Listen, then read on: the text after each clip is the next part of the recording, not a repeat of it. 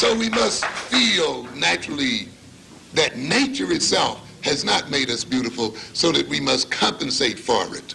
And therefore we can see then that the inducement of inferiority in black people, the inducement of a feeling of ugliness, the inducement of these various negative feelings must stay in black people, so that in trying to compensate for these feelings, black people will economically, politically, and otherwise support the very people that induced them.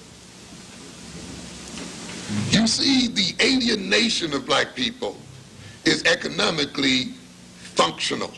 It's just not a feeling you have in your mind.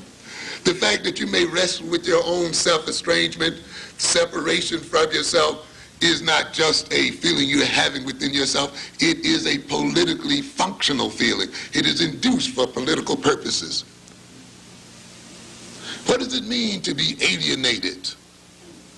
To be alienated does not only mean that one suffers a split within the personality, that one feels estranged from himself, that one does not know himself.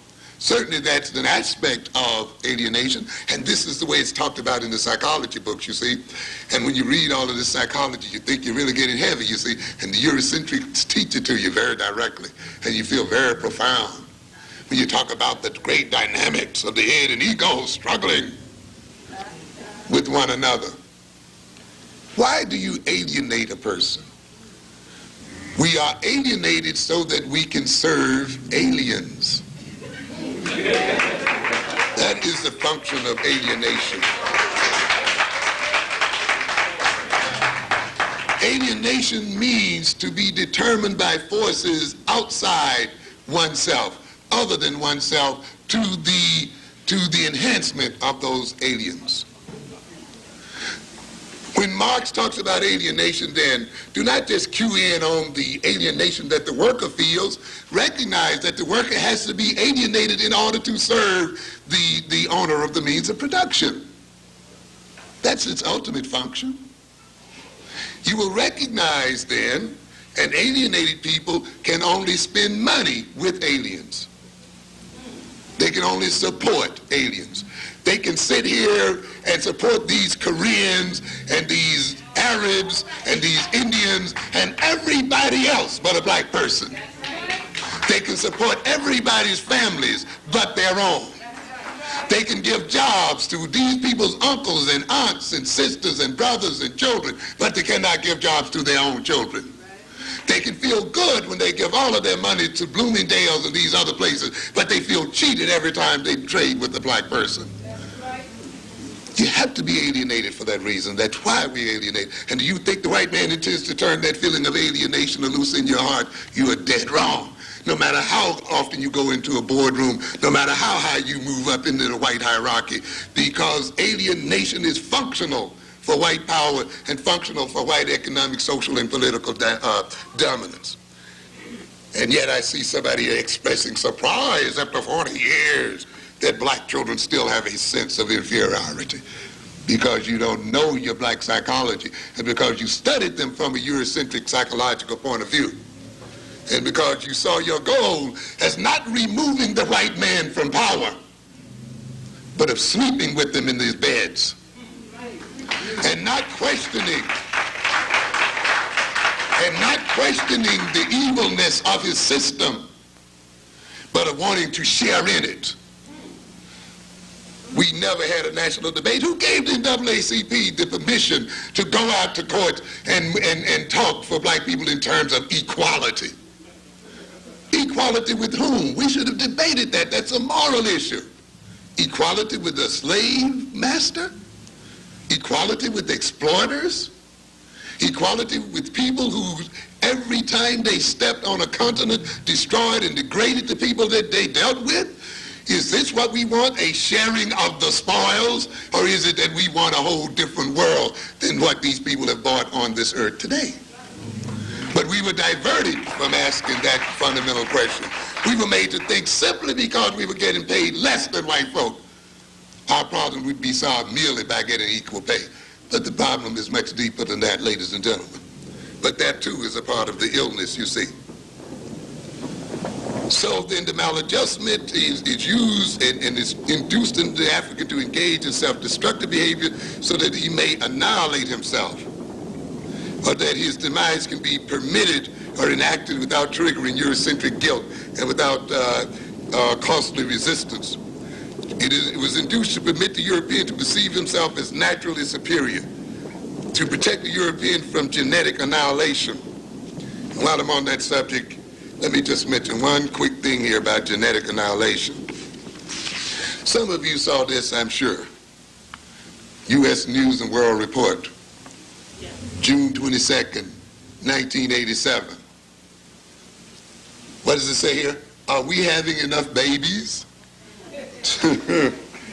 You know whose question that could be. Of course, this is a piece done by Ben Wattenberg. Some of you might have seen him at various places, and he's doing a very interesting thing now.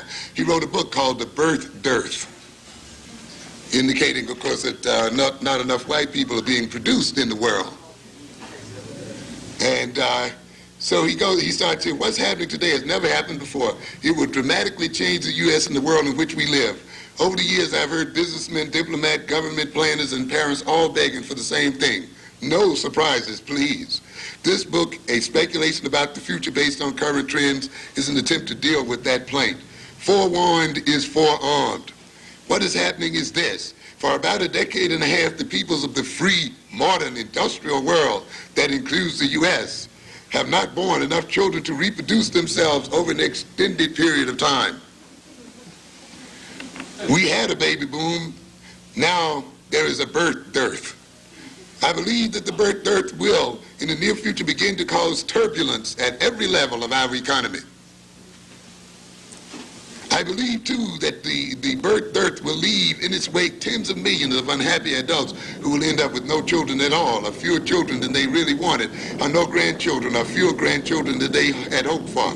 I believe the demographic and immigration patterns inherent in the birth dearth will yield an even smaller proportion of white European stock. And this will likely cause more ethnic and racial tension and turmoil than otherwise would occur. That's what you see. People concerned with what? Their genes, maintaining their ethnicity, seeing it as an important factor, not trying to obliterate it the way we and our assimilationist people have tried to do, not trying to forget who they are, but trying to hold on to their identity. This is one of the challenges of Afrocentric education, by the way. And one of the things that we have to look at, what would happen if these Europeans begin to disappear from the face of the earth? What will happen if they decide that they are not going to disappear and want to make some other people disappear? How are they going to deal with their low birth rate? What are the political implications about that situation? It has very serious implications for African people. And these people are now getting ready to deal with it. I believe further, he says, that the birth dearth may well turn out to be of great harm to the broadest value we treasure. It will make it difficult to promote and defend liberty in Western nations and the rest of the modernized world. Talking about white folk, certainly couldn't be talking about us in terms of liberty. Primacy and prosperity. And he's talking about here, we live in a community of free and modern nations banded together in a loose but real alliance. These nations like to argue. They argue about strategic defense, about who will buy cars from whom, and about whose wine shall be subject to what countervailing duties. But beneath the bickering, something remarkable has happened during the last four decades. This community of free modern nations has shaped and molded the nature of the entire world. A direct admission of their role in the world, you see. We've shaped and what? Created the world. Now that is being what? Threatened. And what are we going to do about maintaining it? You think that these people are going to let you free? You've got another thought coming. Economically, technologically, culturally, geopolitically, and in many ways militarily as well. In other words, we've shaped it militarily as well. It's interesting sometimes when I see the Europeans talk about their boys being killed, and of course I was being killed along with them. They talk about gets being robbed. and others being robbed. But remember one thing, if you're being